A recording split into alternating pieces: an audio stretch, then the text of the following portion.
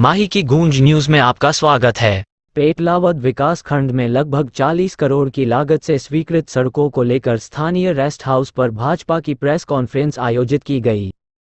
स्थानीय मंडल की ओर से दोपहर 12:30 बजे का समय दिया गया था, लेकिन भाजपा के नेता लगभग 3 घंटे लेट पहुंचे। प्रेस कॉन्फ्रेंस में सांसद गुमान सिंह डामोर, पूर्व विधायक निर्मला भूरिया, भाजपा जिलाध्यक्ष भानु भूरिया, जनपद अध्यक्ष रमेश सोलंकी सहित भाजपा के कई पदाधिकारी उपस्थित रहे। इस दौरान केंद्र और राज्य सरकार की उपलब्धियां गिनवाते हुए आगामी चुनावों में जीत का दावा किया। प्रेस कॉन्फ्रेंस में सांसद डामोर ने पेटलावद विधायक वाल सिंह मेड़ा को अनपढ़ बताते हुए कांग्रेस को रावण बताया। भाजपा छोड़कर कांग्रेस में जा रहे नेताओं की खबरों को कांग्रेस का फर्जी प्रोपोगेंडा बताया। प्रेस कॉन्फ्रेंस में मौजूद पूर्व विधायक निर्मला भूरिया में किसी प्रकार का उत्साह नहीं दिखा। वहीं जिलाध्यक्ष भानु भूरिया पूछे गए सवालों के जवाब में भटकते दिखे। अजजा मोर्चे के जिलाध्यक्ष अजमेर भूरिया भी इस दौरान उपस्थित रहे, लेकिन वो उपेक्षा का शिकार हुए और उनको मंच पर जगह नहीं दी गए।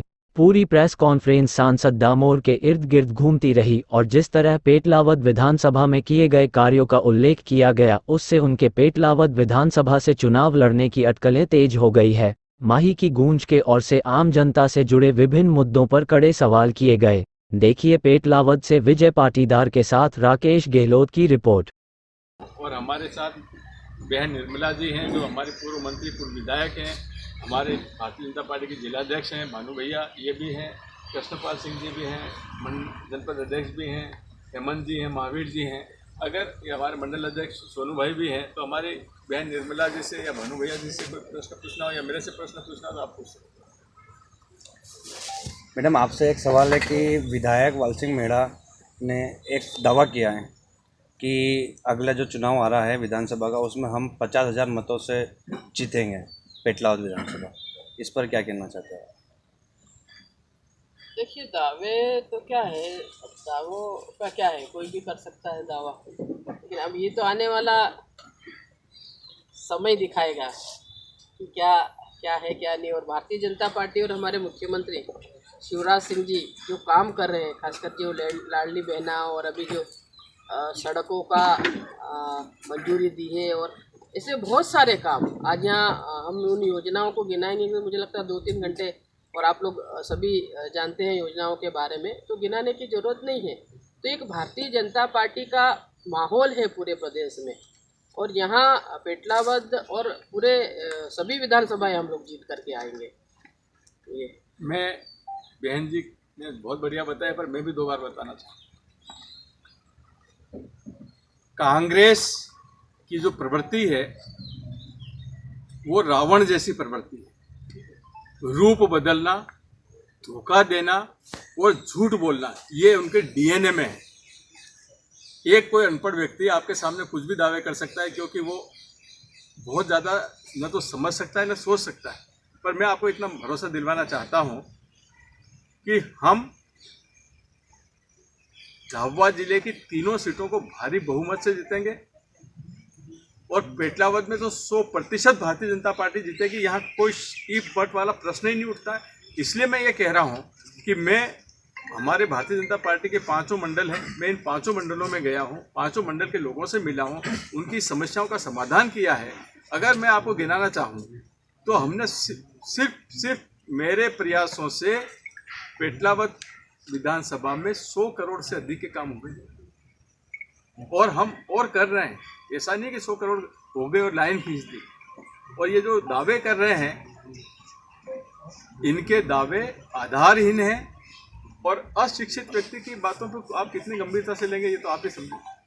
लगातार जो कांग्रेस की बैठकें हो रही है, उनमें कई ऐसे फोटो वीडियो वायरल हो रहे हैं जिसमें उन्हें बताया जा रहा है कि भाजपा के लोग कांग्रेस में शामिल हो रहे हैं। देखिए, आज की ही बात मैं बताता हूँ। अभी मैं बनी से आ रहा हूँ, ठीक है, और इन्होंने बनी में बोला कि साहब हमारे यहाँ से, तो वहाँ के पाटीदार समाज के अध्यक्ष और ये सब आए और उन्होंने विनम्रतापूर्वक बोला कि साहब हम जब से पैदा हुए, हमारी आँख खुली, हम तब से भाजपा के साथ हैं, और हमारे प्राण जाएंगे तब भी हम भाजपा के साथ हैं। ये झूठ बोलने वाले, अफवाह फैलाने वाले, बिल्कुल उनके दावे खोखले हैं, झूठे हैं। मैं आज की ही बात आपको बता रहा हूँ। जो हमारे पटेल साहब हैं, बनी के जो पाटीदार समाज के अध्यक्ष हैं, वो आए थे मेरे पास। उनके साथ हमने बैठ के भोजन भी किया वहाँ। तो ये जो बातें हैं, ये कांग्रेस का जो मैंने बोला ना कि रावण जैसा रूप बदलना, रावण ने क्या किया था कि रूप बदला, झूठ बोला और सीता का अपहरण किया। कांग्रेस रूप बदल रही है, झूठ बोल रही है और धोखा देके सत्ता का अपहरण करना चाहते हैं। तो इसलिए इनकी बातों पे कोई भी भरोसा नहीं कर रहा। आज पूरे दुनिया में भारतीय जनता पार्टी सबसे बड़ी विश्व की पार्टी है। हमारे मोदी जी का जो मान सम्मान है, आज आप मैं बिल्कुल निष्पक्षता के साथ आप भी अपने दिल पे हाथ रख के बोलिए कि आज़ादी के बाद किस प्रधानमंत्री का इतना मान सम्मान विदेशों में जितना आज मोदी जी का हो रहा है। तो इसलिए इन बातों का कोई महत्व नहीं है। और ये आप भी जानते हो कि 2023 में जो चुनाव हो रहा है उसमें भारतीय जनता पार्टी की सरकार 100% बनेगी। तो जो समझदार मतदाता हैं वो तो सरकार के साथ रहेंगे, और जो बेचारे जिनको समझ नहीं है कि सरकार क्या होती है उनके बारे में तो अपन कुछ भी नहीं कह सकते हैं। वो समय के साथ इधर उधर हो सकते हैं, पर जो समझदार मतदाता है वो तो भारतीय जनता पार्टी के साथ है। जिलाध्यक्ष जी, आपसे एक सवाल है। जिले की थाना की जो एक जिला पंचायत सीट में बीते दिनों चुनाव हुए थे, भाजपा को हार का सामना करना पड़ा, तो आपको कहीं ना कहीं ऐसा नहीं लगता है कि भाजपा आदिवासी अंचल में भरोसा खो रही है? बिल्कुल। जहाँ तक उस जिला पंचायत वार्ड में भाजपा की जो हार आप बता रहे हैं, एक आंकड़ों के तौर पर निश्चित तौर पर वहाँ पर भाजपा 339 मत से हारा है। लेकिन पिछला जो चुनाव था और इस चुनाव में अगर तुलना करेंगे तो भारतीय जनता पार्टी 2782 मत लेके आई थी और इस बार 8351 मत के साथ दूसरे स्थान पर रही है। तो निश्चित तौर पर भाजपा की हार नहीं मान सकते हैं। जहाँ तक सवाल है, अगर वहाँ पर मतदान केंद्र वाइज अगर हम समीक्षा करेंगे, और आपने अच्छा मौका दिया कि उस संबंध में ये पूछ लिया, अगर मतदान केंद्र वाइज हम अगर समीक्षा करेंगे तो पिछले चुनाव या पिछले कई चुनावों का भी हम अगर परिणाम देखेंगे तो जहाँ भाजपा आज तक नहीं जीती थी, ऐसी पंचायतों में ऐसे मतदान केंद्रों पर भारतीय जनता पार्टी जीत कर आई है। ज़रूर जो 339 मत का जो हम पीछे रहे उसमें कहीं ना कहीं हमको जहाँ पर भरोसा था, जो हमारी पंचायतें थी वहाँ पर कुछ मिसअंडरस्टैंडिंग हुई और खवासा जैसा जो हमारा कस्बाई क्षेत्र था, कस्बाई पंचायत थी, उसमें हमारे पक्ष में मतदान बहुत कम हुआ।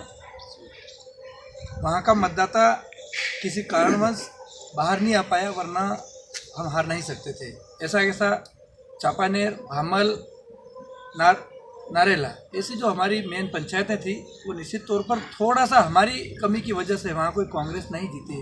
ये बहुत गलत है।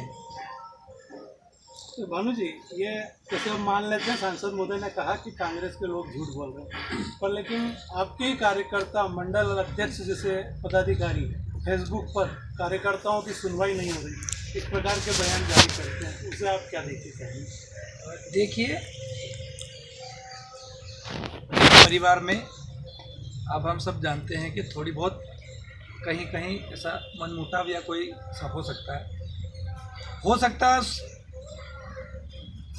बात को लेकर कोई ऐसा हुआ होगा, परिवार का मामला है, हम देखेंगे, ऐसी कोई बात नहीं है। और जहाँ तक सांसद महोदय जी ने बोला, बिल्कुल सही बोला कि कांग्रेस बिल्कुल झूठ बोलने वाली पार्टी है। जहाँ देश में हम देखते हैं कि एक ही गांधी परिवार के इर्द गिर्द है, और झाबुआ में भी यहाँ पर हम उसका देख रहे हैं कि यहाँ पर भी कांतिलाल जी भूरिया के इर्द गिर्द। मैंने सुना है अभी झाबुआ में आप पत्रकार साथियों के माध्यम से कि वे आदिवासी अधिकार यात्रा निकालने वाले हैं। मैं कांतिलाल जी भूरिया और उनके बेटे, मैं हमेशा से कहता हूं कि एक आदिवासी का हक छीन के वो डॉक्टर की उपाधि लेके बैठे हैं। वे दोनों पिता पुत्र आदिवासी अधिकार यात्रा निकालने जा रहे हैं। मैं उन्हें दोनों से आपके माध्यम से पूछना चाहता हूं, आप आदिवासियों के बारे में कितना जानते हैं? आपने कभी आदिवासी के हित के बारे में सोचा है? क्या कभी आपने आदिवासी समाज में किस प्रकार से आदिवासी समाज में उनके रीति रिवाज से शादी होती है, उनके रीति रिवाज क्या है, आदिवासी किस प्रकार से अपनी बोली में भाषा में बात करता है? क्या कांतिलाल जी भूरिया और उनके पुत्र को आपने कहीं सुना बात करते हुए? अगर कांतिलाल जी भूरिया आदिवासी अधिकार की बात करते हैं तो दोनों पिता पुत्र मेरे सामने किसी चौराहे पे आके एक खुली डिबेट करे, आदिवासी भाषा में बात करे, आदिवासी संस्कृति की बात करे। आदिवासी में हमारी बड़ी बड़ी मन्नत होती है, डालू होता है। वो डालू का वो जो हम पौधा रोपते हैं वो किस लिए रोपते हैं? आदिवासी क्या है? आदिवासी का सिर्फ खून चूसने, उसका वोट का इस्तेमाल करके 45 वर्ष तक राजनीति करने वाले कांतिलाल भूरिया क्या आदिवासी अधिकार की बात करेंगे? अगर आदिवासी अधिकार की बात करना हो तो हमारे माननीय सांसद महोदय हम हमारे साथ में वो कहीं झाबुआ जिले के किसी भी चौराहे पर खुले मंच पे आ जाए, हम उनके साथ आदिवासी अधिकार की बात करेंगे। सांसद विमान सिंह जी से सवाल था कि अभी मेडिकल कॉलेज पूरे मध्य प्रदेश में सीमित हुए और झाबुआ और अलीराजपुर को ये सौगात नहीं मिल पाई और सवाल ख़त्म नहीं हुआ।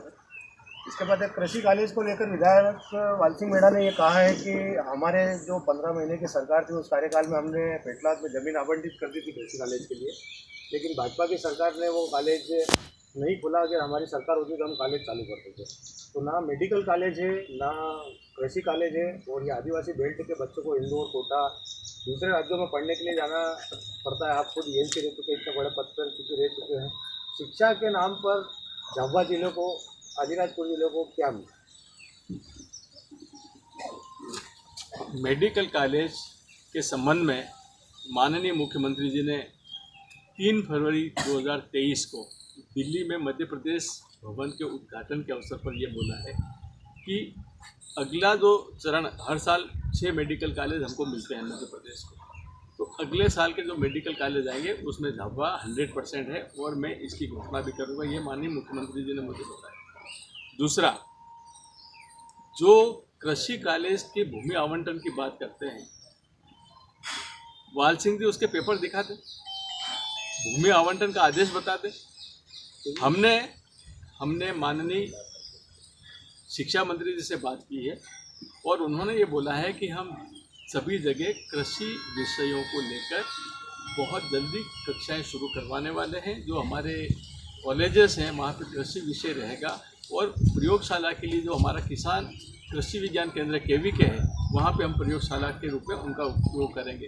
तो हम पूरे प्रदेश में बहुत जल्दी कृषि को भी कॉलेज में एक विषय ला रहे हैं। इसके लिए पृथक से महाविद्यालय की ज़रूरत नहीं है। जो हमारा जिस प्रकार से साइंस पढ़ाया जा रहा है उसी प्रकार से कृषि विषय भी पढ़ाया जाएगा। जहाँ तक बाहर जाकर पढ़ाई करने की बात है तो ये तो बच्चों की एक चॉइस होती है कि जैसे हमारे यहाँ के कई बच्चे अमेरिका में जाके पढ़ रहे हैं। इसका ये मतलब तो नहीं है कि हमारे देश में शिक्षा के लिए कोई अच्छे संस्थान नहीं है। हमारे यहाँ एम्स है, हमारे यहाँ IITs है, हमारे यहाँ Indian institute of science Bangalore है, ऐसे तमाम है। ये तो बच्चों की बात हो रही है। मैं बच्चों की बात कर रहा हूँ। आदिवासी बच्चे भी अमेरिका में जाके पढ़ रहे हैं और उसकी पूरी फीस मध्य प्रदेश की सरकार दे रही है। अभी जितना चाहते हैं, जितने बच्चे चाह रहे हैं उतना सब नहीं। जितना देखिए, आप IIT में पढ़ना चाहते हो तो आपको IIT की एग्ज़ाम पास करना पड़ेगी। चाहने से कुछ नहीं होता है। जो आपका एडमिशन के लिए जो क्राइटेरिया है, जो एडमिशन का क्राइटेरिया फुलफिल कर रहा है वो जा रहा है, उसके लिए आर्थिक बंधन नहीं है। मेरे यहाँ से बच्चों का ये अपने यहाँ के अपने पेटलावद का गांव का एक बच्चा वो अमेरिका पढ़ रहा है, उसको मैं खड़े रह के मैंने स्कॉलरशिप दिलवा के भिजवाया है। ट्रेनों का मामला है, जो कांग्रेस सरकार में जो ट्रेनें चलती थी, देखिए ट्रेनों का मैं आपको बता दूं। ट्रेनों का सर सवाल तो सुनिए। अरे कांग्रेस सरकार में जो ट्रेनें चलती थी, हाँ, आप ट्रेन के बारे में ट्रेनों का सर सवाल नहीं कंप्लीट हुआ। हाँ, करिए ना आप। सरकार के टाइम से जो ट्रेनें चल रही है, चलती आई है उस कार्यकाल से, वही ट्रेनें चल रही है। मैं डब्बे बढ़ाने की बात नहीं कर रहा हूँ। मेमू में जो 4 डब्बे कम हुए उसके कारण लोकल सफ़र करना मुश्किल है।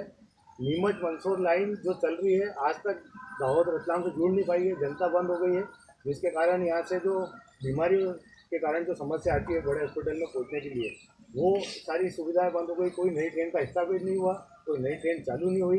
ट्रेनों का जो समय था, शेड्यूल था, वो ऐसा बदल गया कि चाहते हुए भी उनका लाभ नहीं मिल पा रहा जनता को। और आपसे लगातार जनप्रतिनिधि ट्रेनों के संबंध में, डब्बे बढ़ाने के संबंध में, स्टॉपेज के संबंध में, नई ट्रेन चालू करने के संबंध में मांग करते आए हैं। रतलाम में मेरे ख्याल से 3 संसदीय क्षेत्र 3 सांसद लगते हैं। बाकी 2 संसदीय क्षेत्रों में ट्रेनों को लेकर अच्छी व्यवस्था हुई है और वहाँ के सांसदों ने ट्रेनों पर नई ट्रेनें भी शुरू करी और स्टॉपेज भी करवाए।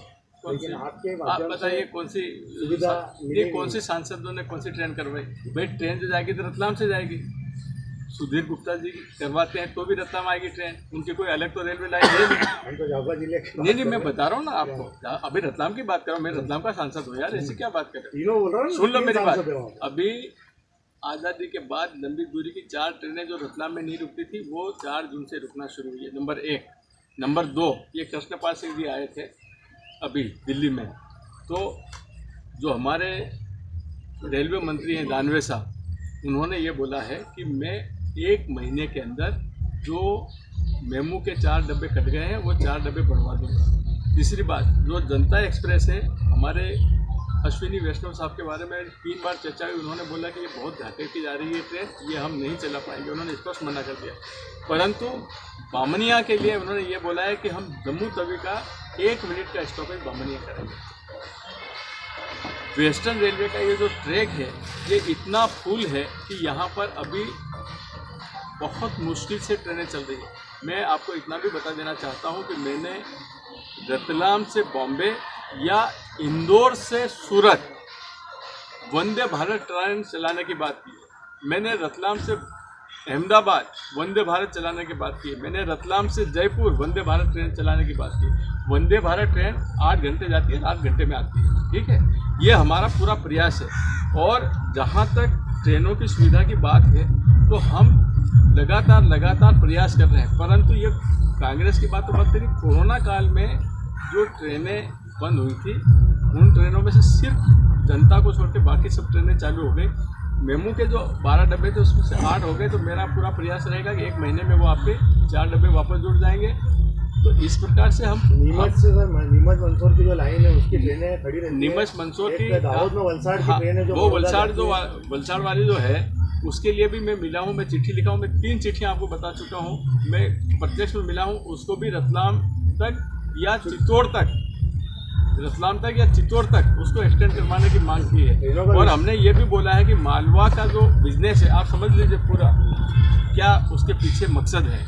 जो हमारा मालवा का जो बिजनेस है, मालवा में इंदौर, उज्जैन, धार, झाबुआ ये सब आते हैं। इस बिजनेस की जो लाइनें हैं, एक तो अहमदाबाद से जुड़ी हुई है, दूसरी सूरत या बॉम्बे से जुड़ी हुई है, तीसरी जयपुर से जुड़ी हुई है। तो हमने ये कहा कि हमारे बिजनेस डेवलपमेंट के लिए इन रूटों पर हमको ट्रेनें चाहिए।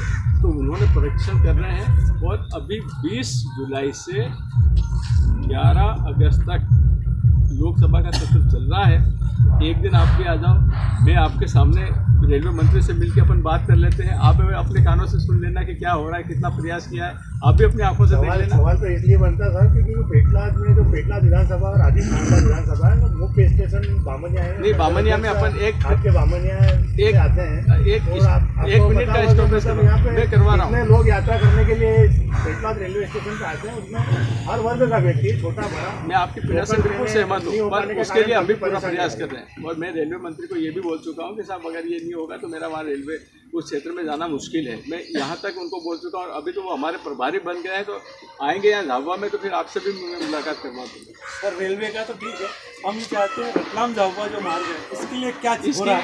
इसकी सर्वे के आदेश हो चुके हैं। और अरे मेरा मोबाइल लाना, मैं आपको भी पढ़ा देता हूँ अभी, क्योंकि सर उसमें हर बार हम आश्वासन हर बार आते हैं आश्वासन कि काम शुरू हो रहा है, काम शुरू हो रहा है। क्या है उसके DPR के आदेश हो गए हैं। और हमारा ये प्रयास है कि 4 लेन जा रहा है, वहाँ से कल्याणपुरा से रायपुरिया, रायपुरिया से पेटलावद से करवट, रानी सिंह, तितरी और सालाखेड़ी। ये मतलब वही सर 104 किलोमीटर 104 और 2000 करोड़ की लागत। क्योंकि सर लंबे समय से क्षेत्र की जनता यही आश्वासन सुनते आ ये रही है आश्वासन, अरे यार ये पहली बार हुआ है। अभी हमने बड़ी मुश्किल से करवाया है। मैंने अभी अप्रैल या मई में एक VC में झाबुआ में बताया था कि 2000 करोड़ की हमने स्वीकृति करवाई है पहली बार। अब पहले तो किसी ने क्या आश्वासन दिया मैं तो नहीं कह सकता हूँ, पर हमने तो पीछे लेके करवाया है। और मेरे पास वहाँ से मिनिस्ट्री से भी उनका मैसेज आया। वो मैं जब दिल्ली में था तो आपको सुनाया था।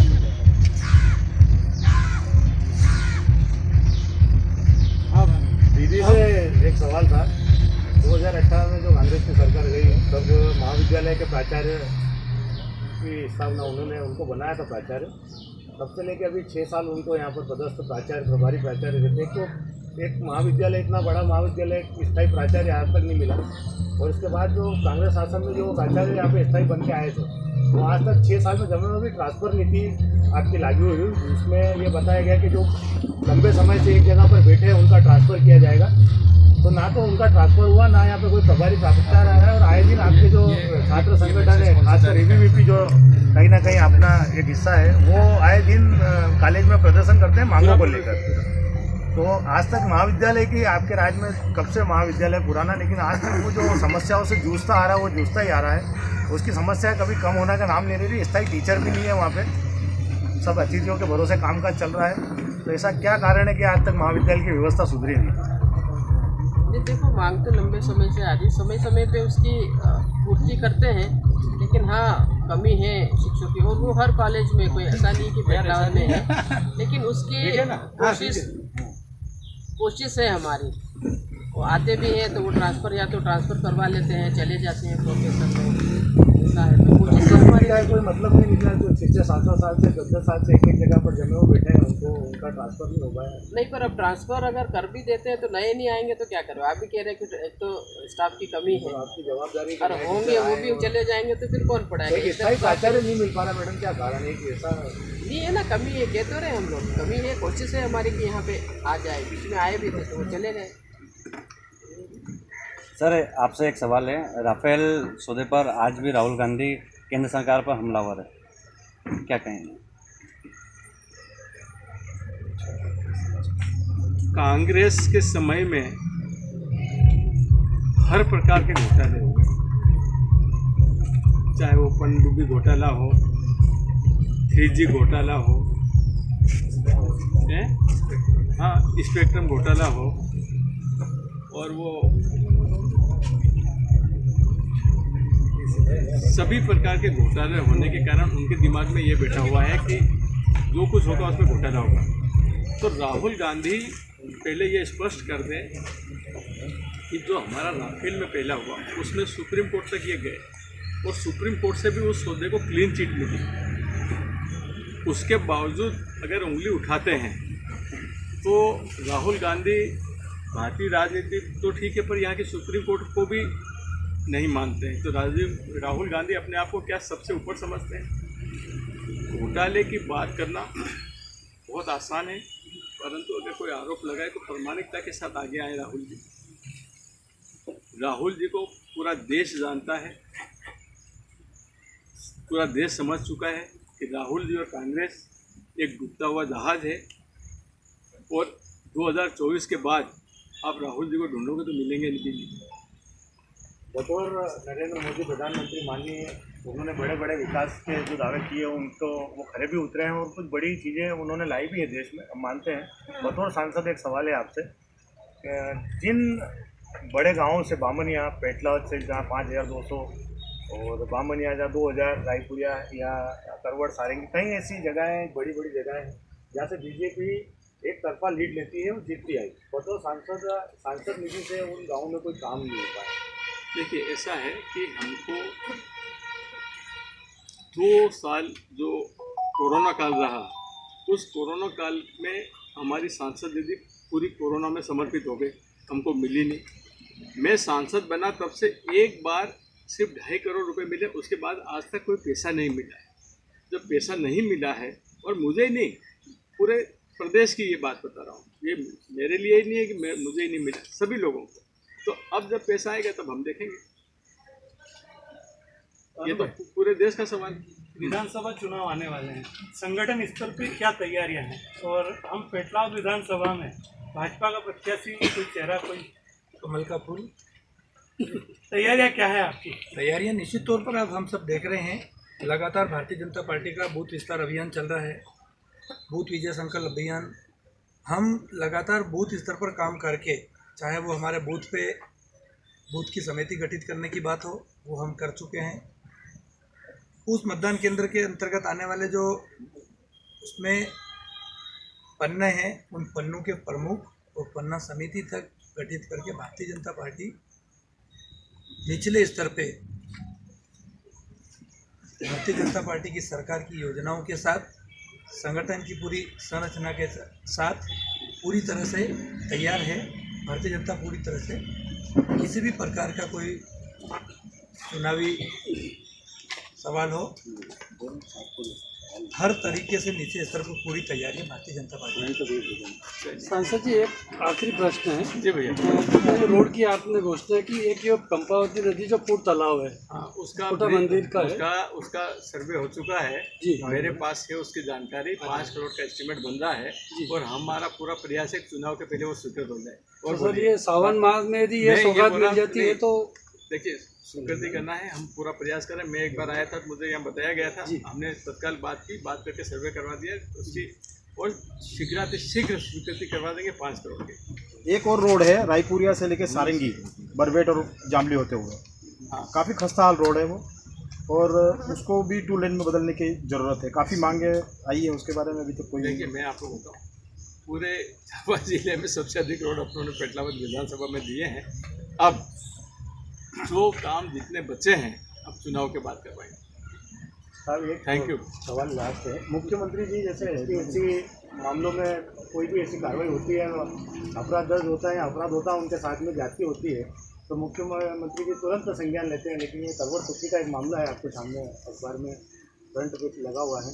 वहाँ पुलिस वालों ने एक दलित व्यक्ति को बिना कसूर के बेरहमी से उसको पीटा, मुख्य रूप से उसकी खबर भी लगी, सारी चीज़ें हुई, लेकिन ना तो कोई नेता, ना विभाग, ना प्रशासन, ना पुलिस, किसी ने भी कोई कार्रवाई इस संबंध में नहीं की। धन्यवाद, आपने प्रश्न पूछा। मैं एसपी से बात करूंगा और उसने दोषी व्यक्ति के विरुद्ध तत्काल कार्रवाई की।